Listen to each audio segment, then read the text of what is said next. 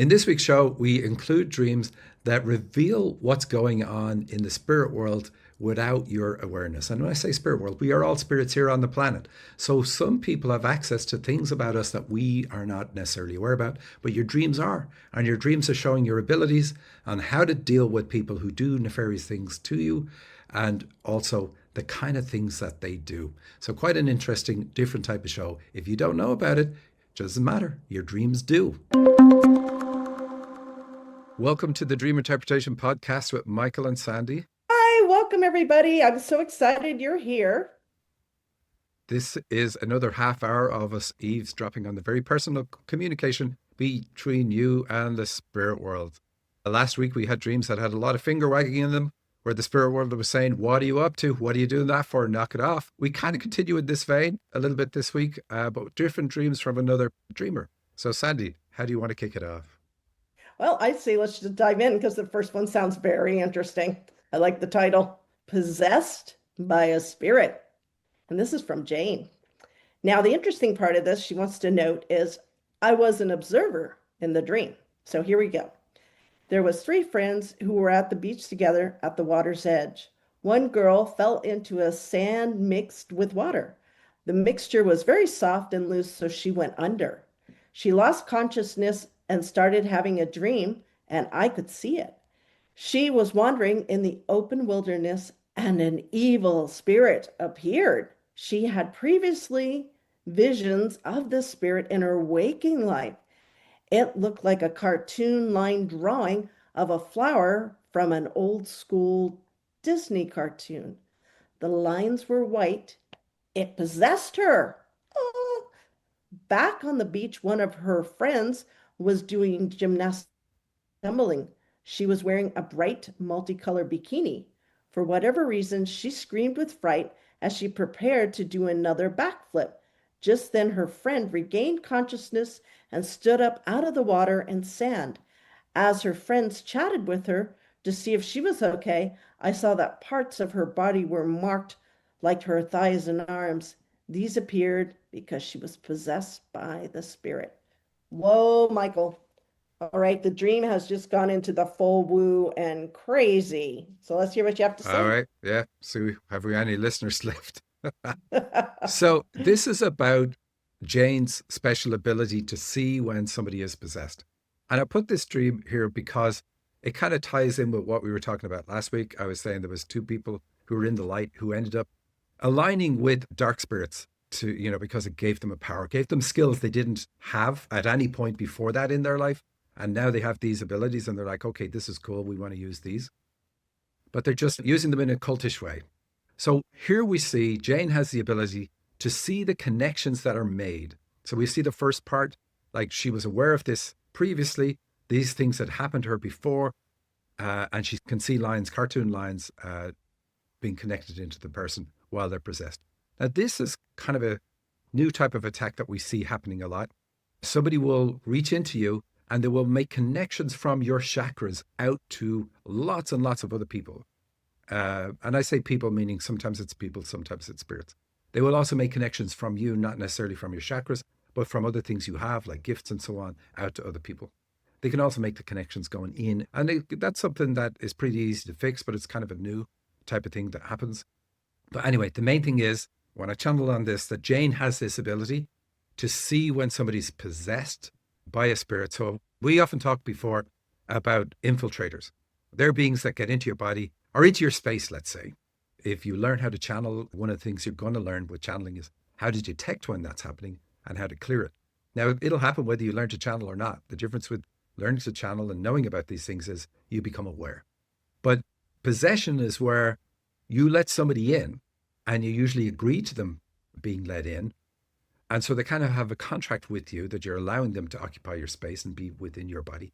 But they then start calling the shots. They then start running the show and you get pushed to the side.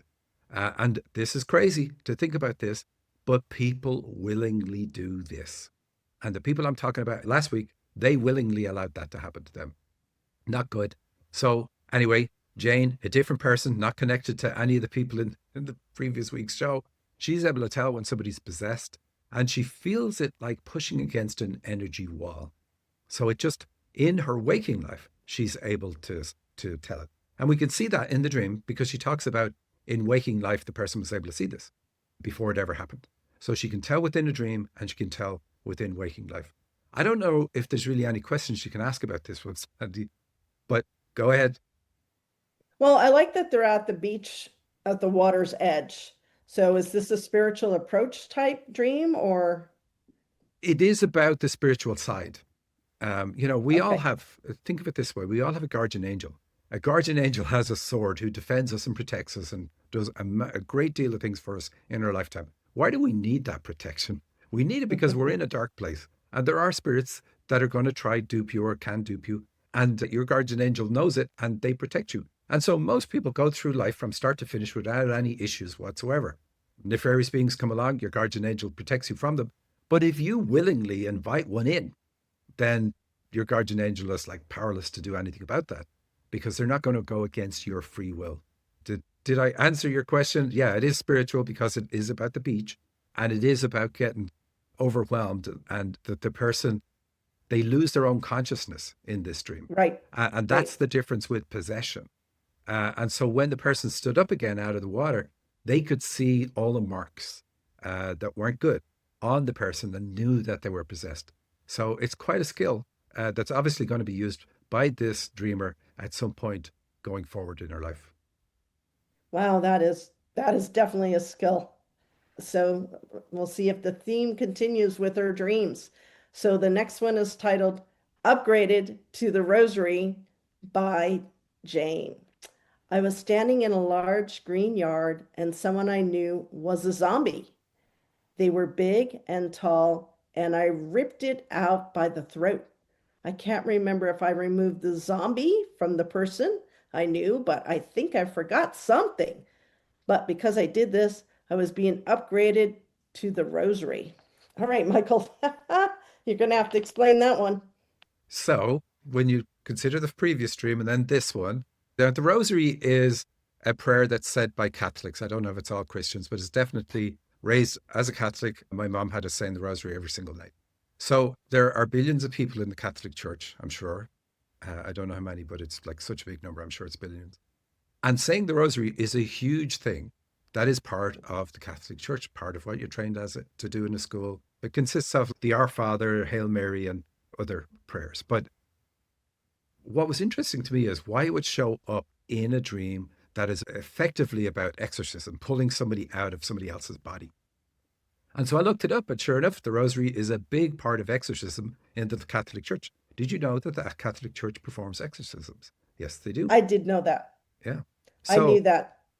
I was raised Catholic too. all right. So, anyway, when I channeled on it, they said what the Catholic Church does is they use the power of the rosary to push against nefarious spirits and help them with exorcisms. Now, how does that work? So, if I have a billion people saying a prayer and putting their energy and intention and love and goodwill into that prayer, I can access, not me, but people who set this up can access that amount of love and good intention and goodwill and use it against nefarious beings who are possessing others, other people, and use it to perform exorcisms.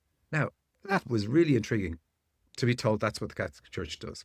They have other tools in their tool chest, but they can use that source of power that's given to them by the people who are benevolently giving their energy through saying the prayers. Now, that ties into what I was saying last week.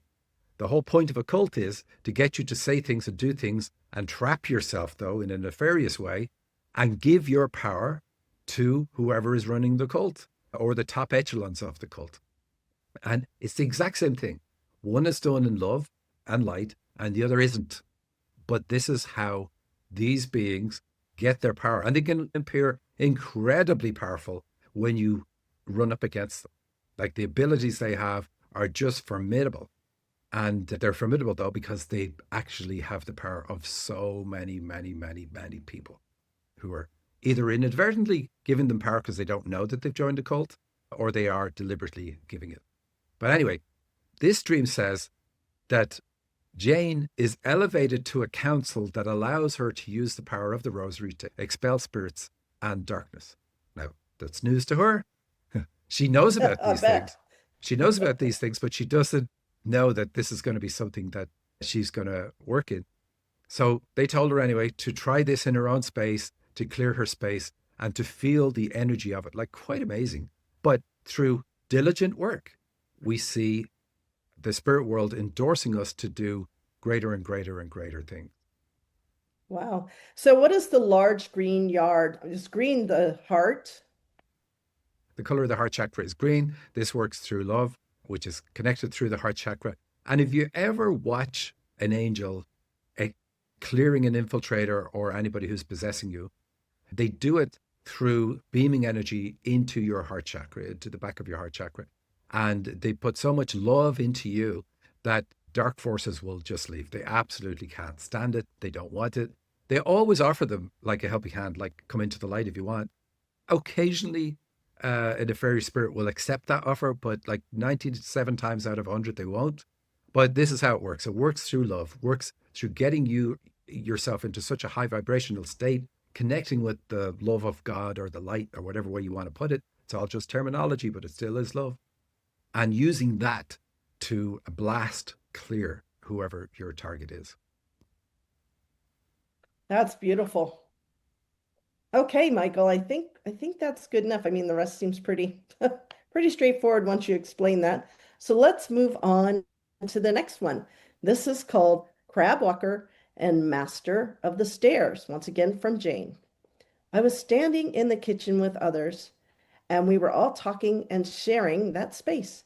I felt comfortable in that space, like I didn't need to worry or be overly concerned about anything. A man walked in. He had on sunglasses. He was talking about the dark in a way that caught my attention. Maybe he made a statement similar to saying he had been out fighting demons all day or something, but there was more. I responded to whatever he said, but that's not all. I lowered my voice significantly and said, I know someone who is dark, but they don't know. He said, can we meet about this? And I said, yes. I was walking down the sidewalk talking with someone on the phone. I can no longer remember what they said, but they were referring to a very rare and special person. I said, I think I found one. He's just like me, referring to the man I had just met with the sunglasses. He's a crab walker. There was more to the name, but this is all I can remember. All right, Michael, what's a crab walker? Let's hear the Well, rest. well, I can tell you what the guy is. So sunglasses are to do with healing. Um, Oh, but when I tuned into these, it was like, oh, there's something different about this, especially because talking about fighting demons and so on. But anyway, look at the consistency we have in the three dreams from this one dreamer, all about the same type of subject. So when I tuned into that symbol, I was told that Jane can look at people who are dark, like she can look into somebody. If somebody asks her, like, am I infiltrated? Do I have anything going on? Is there anything nefarious in my space? She can look into those spaces without being detected. The sunglasses, the way they showed it was, it's like, do you ever see those ones that are the perfect mirror? So if you try look into the eyes of the person who's wearing them, you can't see them. You just see a reflection of yourself. So she has this special skill of being able to look, because that's what the glasses are about, at somebody and seeing, with her strong source of light, seeing what's going on in those spaces, seeing if anybody's there that shouldn't be there, but also not being detected while she does it. And then the guy just flat out says, hey, I've been out fighting demons all day. And she says there's more, but that's what she remembered. So when we see this in a dream, we know this is one of her guides. When I channeled on it, they said, this guy is a member of her team, but she needed to activate him. And so she activated him during our session. And so she can ask him to deal with whatever she sees, whatever comes up when she's working with clients, which is huge. Now, she still doesn't know, like, what am I going to be doing? What makes it that I have this type of character showing up in my dreams? She's starting off in the spiritual field, has started her business. So it's going to be interesting to see what type of clients the spirit world sends her. But really cool that she has this member of her team who's able to do all these clearings, is able to fight demons, and is able to do it in a way that doesn't lead back to her. She won't ever get detected. That is awesome. So what's a crab walker? I mean, so a crab is somebody, is an animal that goes on the beach and is happy and lives in the water and is happy. That was one part that I didn't quite get. You know, it would have been nice if she got more of the name. So I can't interpret it because I think it is just a name given to somebody who's able to do what he does. But it is interesting. I just don't have the answer. That was cool though. Very cool dream. She's got some interesting gifts. It'll be fun to see where she goes with those gifts, don't you think? Absolutely. And I think we're going to be sending her people. Definitely. Yes. We should talk about, she says, I know somebody who's dark, but they don't know that they're dark. So Yeah. people come here, like this is a healing planet. We come here, we're either gray or dark, or maybe we're not. Maybe we're a light worker and we're just working on small stuff for ourselves, but we're really here to help somebody else. Or you could be an angel and not have anything you need to work on. You're only here to help other people. But the planet is for people who are gray, for sure, not necessarily people who are dark. But when we encounter people who are dark, oftentimes they don't know it. They haven't woken up to the point, like they haven't learned to channel, they haven't learned to do anything in the spiritual field. But if they did, the very first thing that they would be able to channel is their buddies who are also dark on the other side, who will tell them, like, this is your mission, this is what you're here to do. And they kind of like usurp the space of another person who should be here. It's not necessarily them that should be here. They're not the soul that should be in the body. They've kind of broken the system in some part and they get here and they're here to kind of like work against anybody else who's in the light, who is here working and helping others to grow and heal and so on. It's very much like Men in Black. You're meant to be here working in the system, healing yourself, learning things about yourself, but completely blind to the fact that there even is a system that is helping you to achieve whatever it is you came here to achieve. So here she knew someone who's dark and doesn't know means that she is also aware of people who are dark who haven't woken up, and she's meant to make sure that they don't wake up. That's interesting. You want to explain a little bit more why you don't want them to wake up? You want to keep them so they focus on being here and doing just the day-to-day things here and not be spiritual? Yeah, so we come here to heal. No matter about being dark or not, you have a veil applied. And because of the veil, you don't have any memory of who you were before or anything like that. And so you're born into a family. Mom and dad love you. Let's focus on mom. Mom loves you. You love mom. And so you're in this space of love that you're not used to, but it's very healing for you. So because of the fact, like I said before, you can clear entities and infiltrators and so on by using love because they do not like it. But because the veil is applied, you end up being in a space where you know what it's like to feel love. You know what it's like to love back. And then you're probably going to have kids too. And you're going to love them so much and they're going to love you and so on. So you're in this environment of love. And so they're saying, don't wake this person up. Let them live their life out in this space of love because it's going to be very healing for them ultimately. The part of them that's here, that it constitutes the soul, is going to benefit and going to turn more into the light by the end of their lifetime, just because of the space that they're in. There's a lot of things. We have the veil, we have the love, we have the dreams that are going to be hammering them to take advantage of the position they're in. Many, many other things all help us. Usually we find, though, that we're told, don't let this person access their gifts, because even if they intend to do it for some positive reason, as soon as they know who they are, they're going to turn dark and they're going to do nefarious things, and it's going to negate any potential for positive growth in this lifetime. Wow, that's fabulous. Very, very interesting. Well, Michael, are you ready to move on to a different dreamer and a different set of dreams? Yes, and I think people probably are too. Well, this one is interesting. This is from Grace, and the title is Broken into Car. I go outside to my car, and someone had broken into it. I open the passenger door, and I see my phone in the console and money on the floorboard. I grab my phone. I remember there's a secret compartment in the trunk, so I run and open the trunk. Then there's a hidden flap. In it is just a cement encasement. Nothing is in there, but I don't recall anything being in there in the first place. I think it's strange. Someone broke into my car and didn't take anything, just rifled through my stuff. All right, Michael. Maybe I didn't change the vein.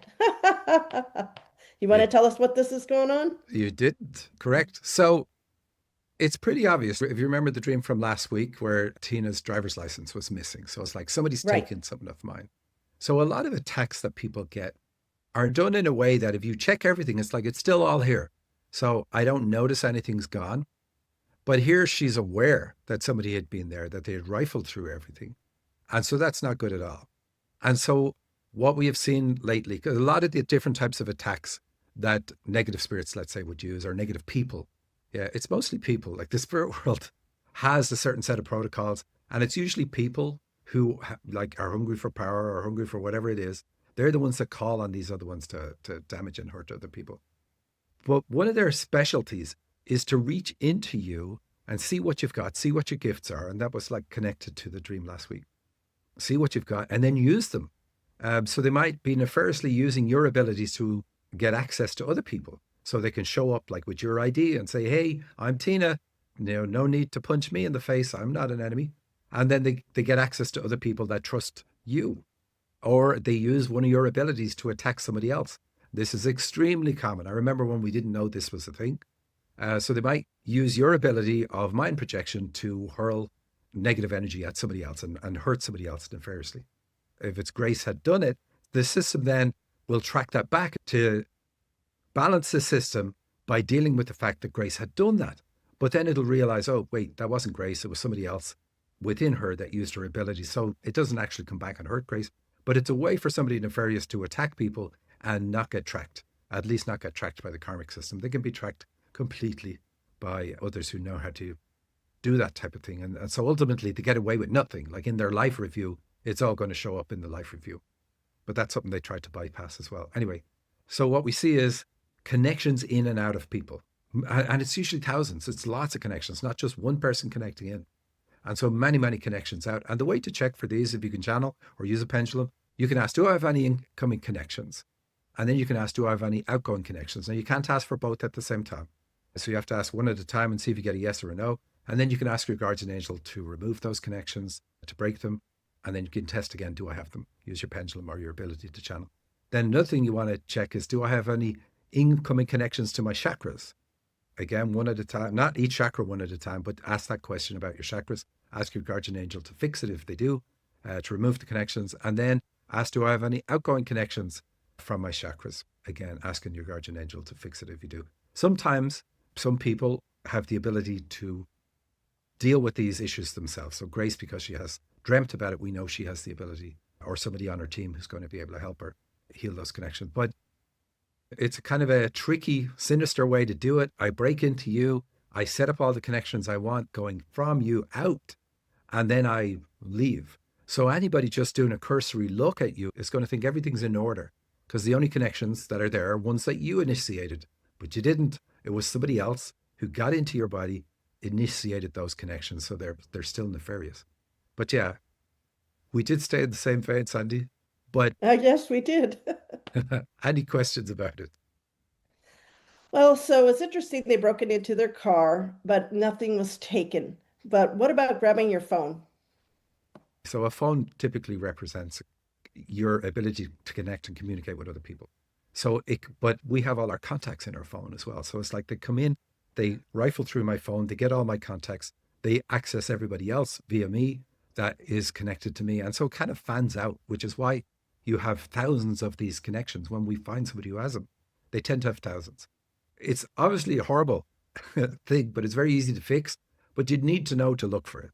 And they're always changing what their method of doing things is. And we always just have to keep up the pace of checking what is it they've done, how are they doing it, and how do I undo it? And eventually this will be a mechanism that's also no longer possible for them to do. Right. So we've got a secret compartment in the trunk. So what's the trunk of a car? So the trunk represents being in the womb. But when we come to the physical world, we are very aware of the gifts we're bringing with us. And so by that showing up in the dream, it means that they've rifled through the person to see what gifts they brought with them. And so most people in the West have no concern whatsoever about the gifts. They don't even know that they have them. And so people who are nefarious can access them, use their gifts, maybe even take them, or maybe they use them nefariously from within the person who has them. So they're using them to attack other people or to access other people. And that's what the phone is about here. Like that I can access other people, access the context around me. And so I can access all the other gifts of the other people in that person's network and so on. But yeah, that's what it's about. Like these are special to you. You're meant to be the only one who has access to them. But these people know about it and they know how to look and see what have you got and then use them nefariously. It's quite nasty. And like I said, people in the West don't learn how to access their spiritual gifts in any conscious way. And so they leave themselves open to this kind of thing happening. It's important to realize this is not just people who get into the spiritual field that this can happen to. This is more likely to happen to somebody who is not in the spiritual field because they're not checking and they're not aware. So what happens when you get into the spiritual field, you get into it the right way, people will teach you how to check for these sorts of things, how to get your power back, how to get your energy back, which is what the money reference in the dream is about. It's about your energy. And people will use their energy, they'll siphon it off and so on. It just tells us they know about the system and gifts coming in. Wow, that's very interesting. There's a lot of detail in this dream. And then what is the cement encasement? Yeah, so this dreamer has elimination system issues that show up in the dream as the cement. But it is interesting. Our gifts are the most precious part of our nature. We're not meant to allow anybody else access them or use them nefariously.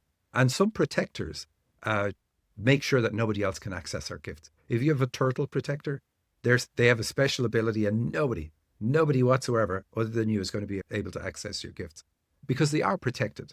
It just shows up as a cement encasement here because this streamer has other issues going on too. Oh, that was fabulous. Oh, Michael, 2 weeks of very strange and interesting dreams to see some of the new things going on nowadays in the different areas that we sometimes don't have to deal with too often. But thank you everybody for watching. I hope you have a great week. Please continue to send your dreams to the show and we will see you next week. Bye.